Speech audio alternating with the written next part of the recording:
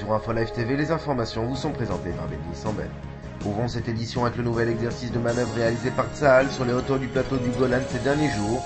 Pour l'armée israélienne, il s'agit de simuler une confrontation avec le voisin syrien. Ce sont des centaines de soldats de blindés qui participent à l'exercice en ce moment même. Rappelons qu'il s'agit du second exercice de grande envergure depuis l'entrée en fonction de Gabi Ashkenazi. Le gouvernement israélien a décidé mercredi de faire preuve de retenue dans la bande de Gaza suite à la recrudescence des tirs de roquettes et d'obus à partir du nord de la bande. Écoutons l'une des porte-paroles de Tsahal.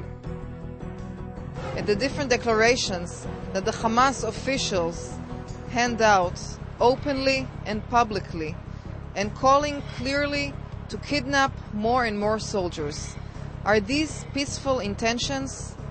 I do not think so, and we don't see any peaceful meanings in those declarations. We have enough forces to act whenever we'll get any directive to do so.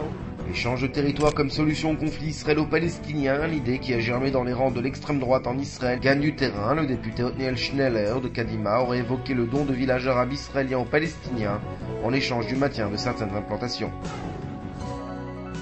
Un mot de politique intérieure, le ministre de la Défense Amir Peretz aurait déclaré ce vendredi être prêt à troquer le portefeuille de la Défense pour celui des Finances et ce immédiatement. Cette information intervient alors que le rapport préliminaire de la commission Vinograd doit être rendu public lundi prochain. La crise humanitaire du Darfour inquiète en plus haut lieu à Jérusalem. La ministre des Affaires étrangères Tzipi Livni a fait savoir jeudi son intention de venir en aide aux nombreuses victimes du Darfour, mais des problèmes d'ordre diplomatique interdisent à Israël pour le moment d'envoyer de l'aide. Une jeune femme juive française de 22 ans a indiqué avoir été attaquée par deux jeunes dans le métro de Marseille. D'après sa déposition, les deux agresseurs lui ont arraché son étoile de David et ont dessiné une croix gammée sur son ventre avant de prendre la fuite.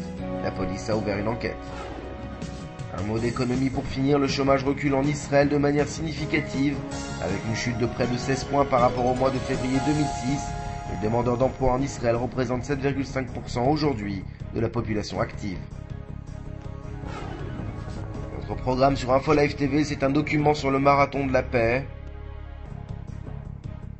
Et puis retrouvez également comme chaque week-end notre magazine Une semaine en Israël. Bon week-end sur InfoLive TV.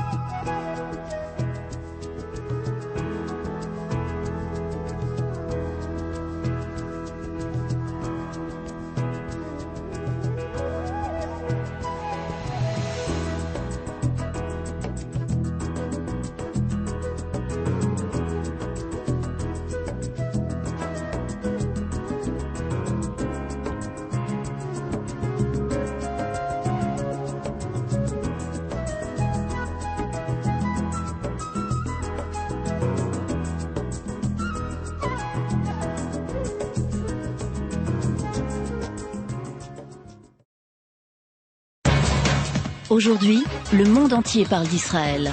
Mais qui parle d'Israël au monde entier, en temps réel, en 4 langues et en direct de Jérusalem? InfoLive.tv, la première chaîne de télévision internationale israélienne. 24 heures sur 24, 7 jours sur 7, suivez de l'intérieur l'actualité d'Israël et du Moyen-Orient. Des reportages, des interviews, un grand journal et des flash infos en images dès que l'actualité l'exige. InfoLive.tv, votre regard direct et vrai sur l'actualité d'Israël. Retrouvez InfoLive sur internet www.infolive.tv.